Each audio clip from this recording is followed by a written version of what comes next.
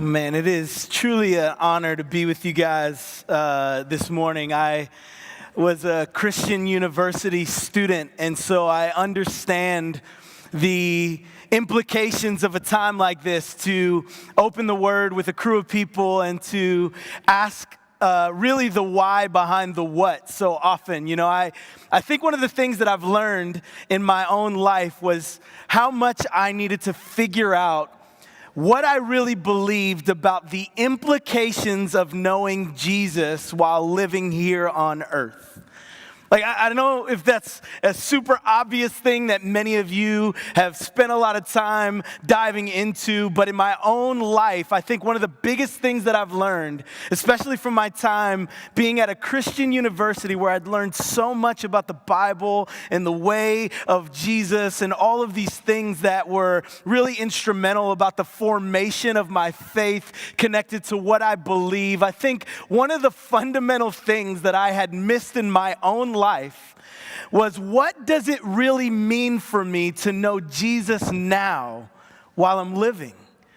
I could really form out and give you a full exposition on why it's important to know Jesus for later on, right? Like, after I die, I need to know what it means to connect to the way of Jesus, because my positional situation is pretty important after I die if I don't know who Jesus is. And so I think for a long time, as a person who would identify as a Christian, my emphasis has been, what does it mean to know Jesus later on? But I think the question that has been changing my life is, what does it mean for me to know Jesus now? And does that matter for the way that I live?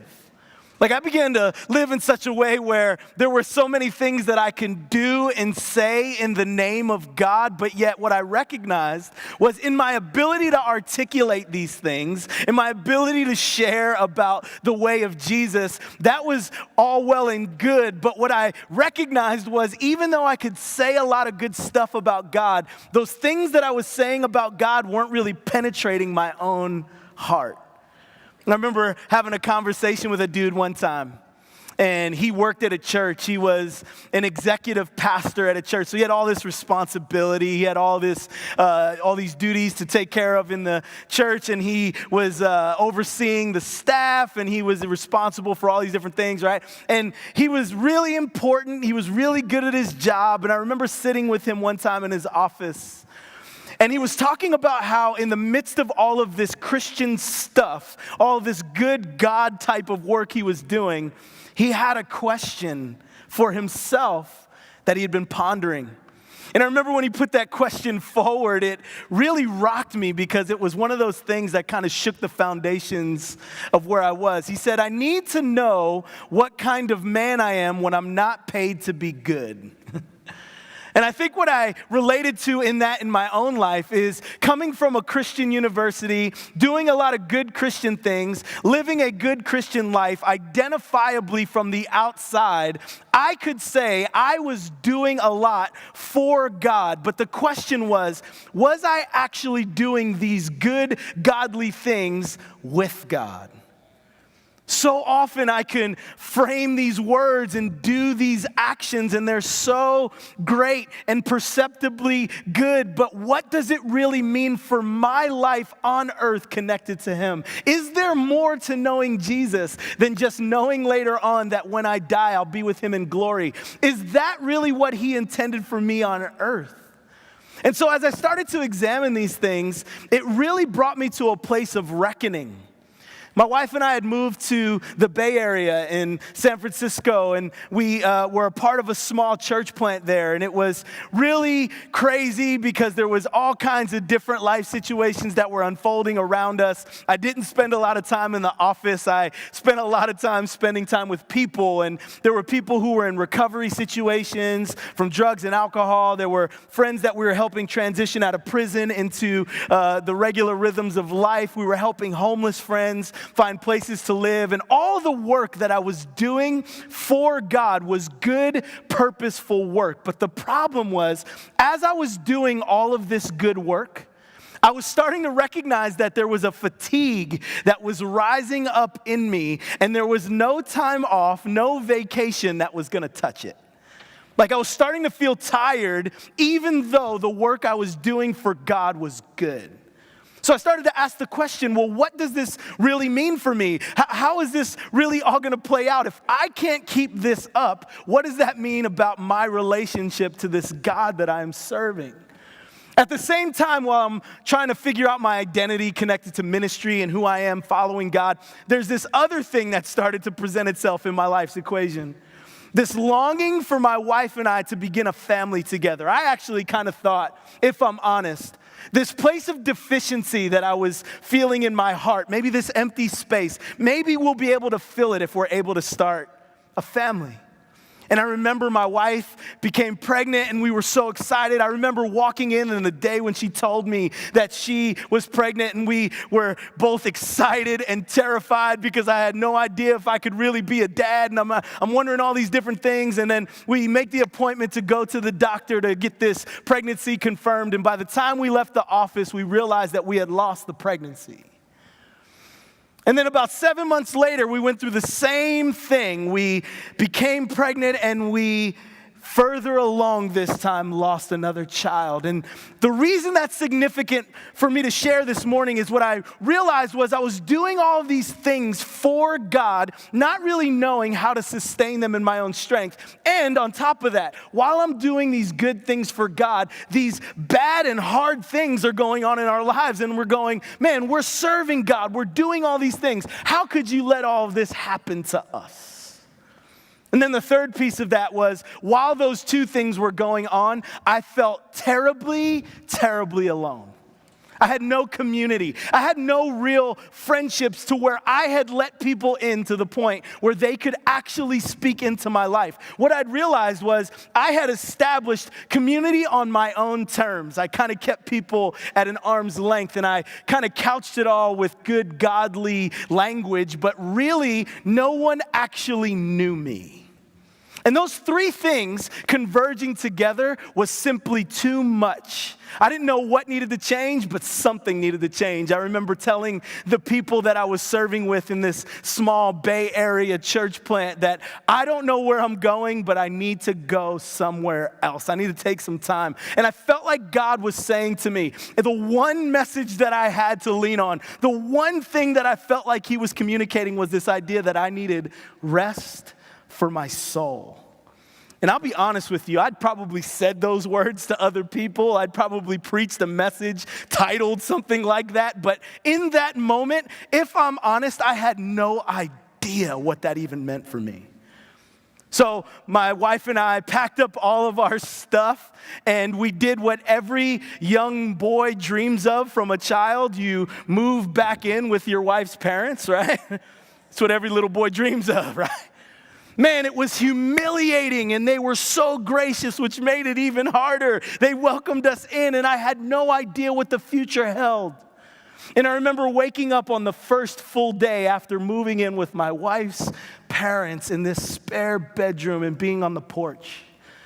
And it was a beautiful California sunny morning. The birds were singing, and I remember this message coming directly to my heart like a lightning bolt from God. It said, now that I've taken away everything that you're known for, everything that you're able to do for me, every meeting that you had, every sermon that you would preach, every volunteer opportunity, all the good things that you're doing, now that those things are gone, will you love and worship me with the same passion?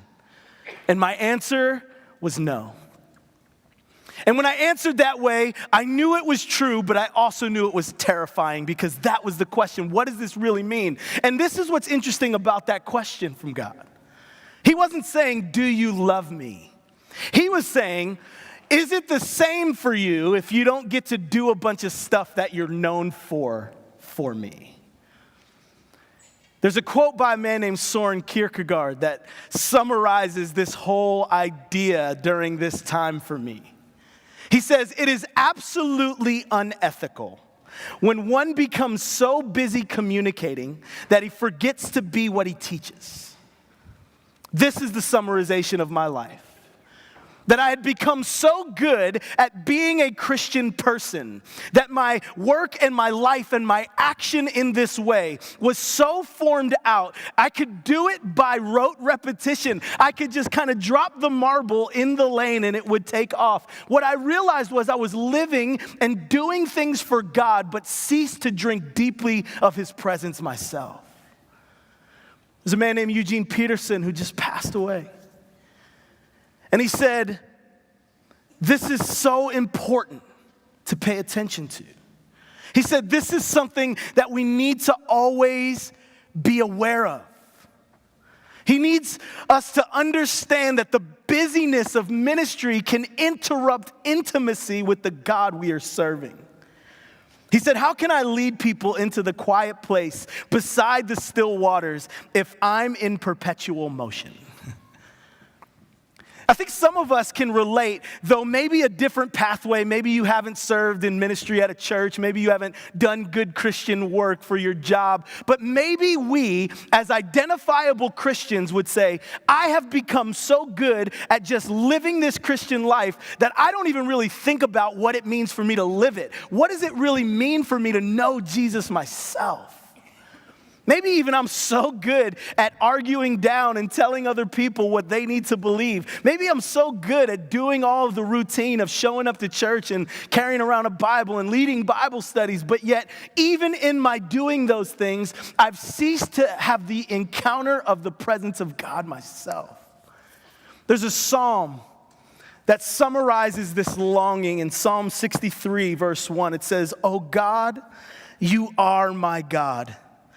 Earnestly I seek you. My soul thirsts for you. My flesh faints for you, as in a dry and weary land where there is no water." See, the question that I have to ask myself, and maybe we ask ourselves in here, is when was the last time that this type of language would identify where our souls are positioned in relation to God? If I'm honest, what I realized is I hadn't allowed myself to experience this type of thirst for God, this hunger, this longing for God. My flesh wasn't fainting for God because I was trying to fill the longing that was built in me for God with things that were not God. And I've made those things like gods in my life, and because they are temporary, they are not satisfying an eternal longing. You know, in Ecclesiastes 3, there's a verse that says that God set eternity in the hearts of men.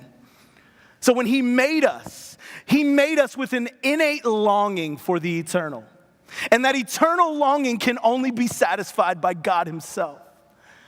And this is what I've realized, that God actually made you and I with this innate longing, desire to be satisfied by him soulishly, alone. Him alone. You know, you go back to the beginning of the story. We all know in Genesis, we see the creation account. God speaking things into existence. He says it and there it is.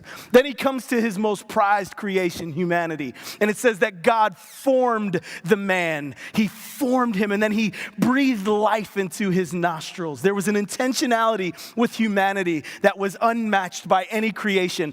And God made this humanity for one sole purpose, to be in communion with him forever, to walk with him in the garden, to be connected to him soulishly, to be satisfied by him and him alone. And from that connection, everything else resulted. A job that the human would have, the life that they would live in flourishing. It comes from the communion and the connection to God. And we know that the greatest problem in all the Bible, sin, separates humanity that has soulishly been created to connect to God from the God who created them.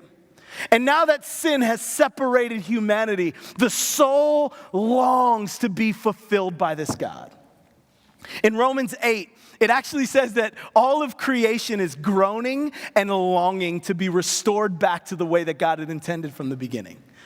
That's not hard for us to feel because we feel it internally. We feel it continually. There's a stirring, there's a moving, and there's a longing. And we seek to fill that longing with other things. But what I believe to be true is that God actually intends that there is a contentment for us to be found even in the midst of the crazy chaos of this world. Now, right in this moment, you, like me, are probably thinking, man, that all sounds good. I think you're probably right. But there's something about our humanity that resists the idea of change. And many of us, like me, maybe not you guys, because you guys are super spiritual, but maybe I'm just talking to myself. But for me, right, like I get to this point where I start to hear things from the scriptures that are speaking to the deep longings, but something inside of me starts to rise up and resist. And that man, Eugene Peterson, that I quoted earlier, he says, the kingdom of self is heavily defended territory.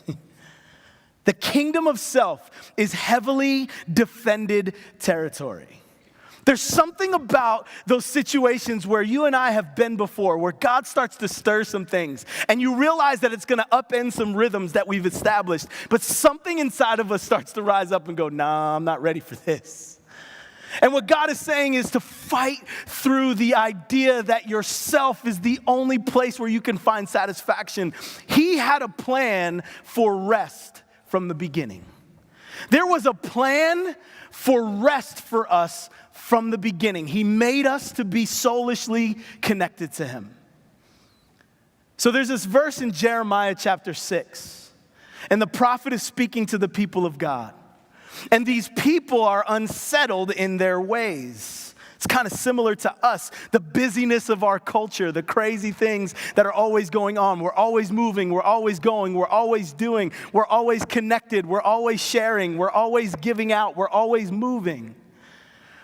And this man, this prophet, speaks to the people of God who are longing for some rest, and he says to them this: stand by the roads and look, and ask for the ancient paths where the good way is, and walk in it, and find rest for your souls.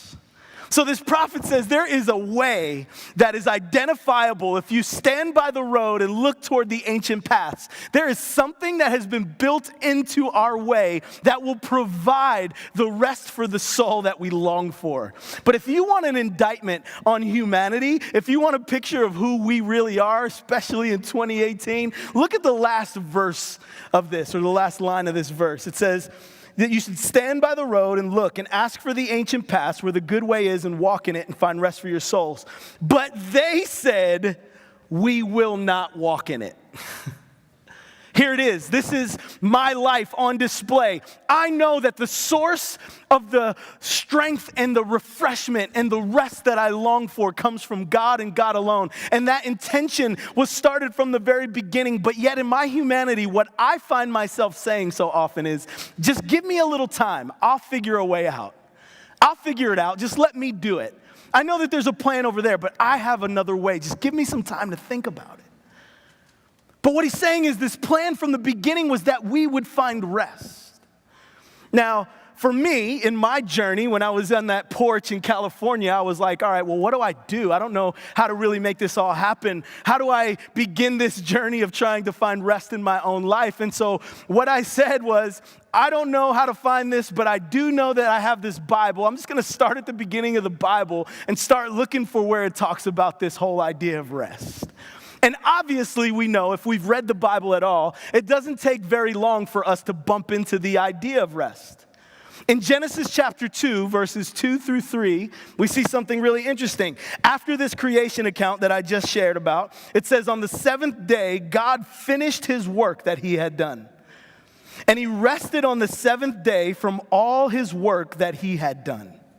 So God blessed the seventh day and made it holy, because on it, God rested from all the work that he had done in creation. 3 times in that 2-verse section, it says, God rested from the work that he had done.